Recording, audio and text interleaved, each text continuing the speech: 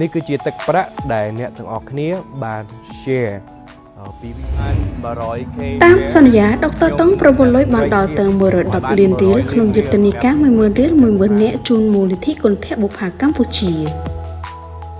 កាលពីខែមិថុនាដុកទ័រតុងបានបង្ហោះវីដេអូខ្លីមួយកំពុងឈរនៅតំបន់ Walk Street ហើយនិយាយថាបើវីដេអូលោកបង្ហោះនេះទទួលបាន 100k share លោកនឹងរៃអង្គាឲ្យបាន100លានរៀលសម្រាប់មូលនិធិគន្ធបុប្ផានៅក្នុងយុទ្ធនាការ10000រៀល10000នាក់ហើយជាលទ្ធផលវីដេអូរបស់លោកទទួលបានការ share ជាង 100k ហើយក៏ប្រមូលថវិកាបានជាង100លានរៀលផងដែរជាក់ស្ដែងតាមការបង្ហោះថ្មីថ្មោងនៅលើទំព័រ Facebook មូលនិធិគន្ធបុប្ផាកម្ពុជាដុកទ័រតុងបានប្រកល់ថវិកាចំនួន110លានរៀលដែលគេក៏បានតាមរយៈចំនួននៃការចែករំលែកនិងការបញ្ចេញមតិក្នុងបណ្ដាញសង្គមរបស់លោកកាលពីខែមិថុនាក្នុងអំឡុងយុទ្ធនាការ10000រៀល10000នាក់ឆ្នាំ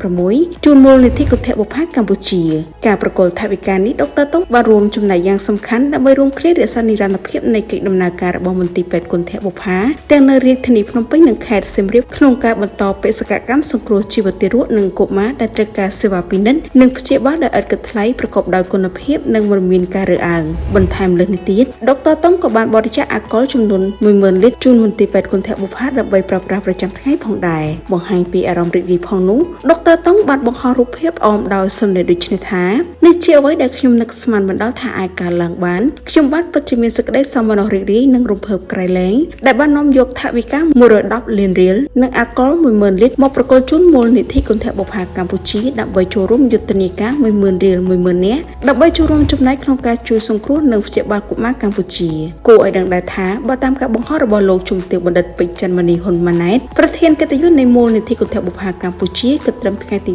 30ខែមិថុនាឆ្នាំ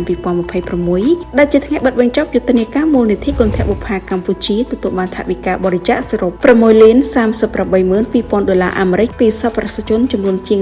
350000នាក់ដែលបានបរិច្ចាគក្នុងយុទ្ធនាការ10000រៀល10000នាក់ឆ្នាំ2026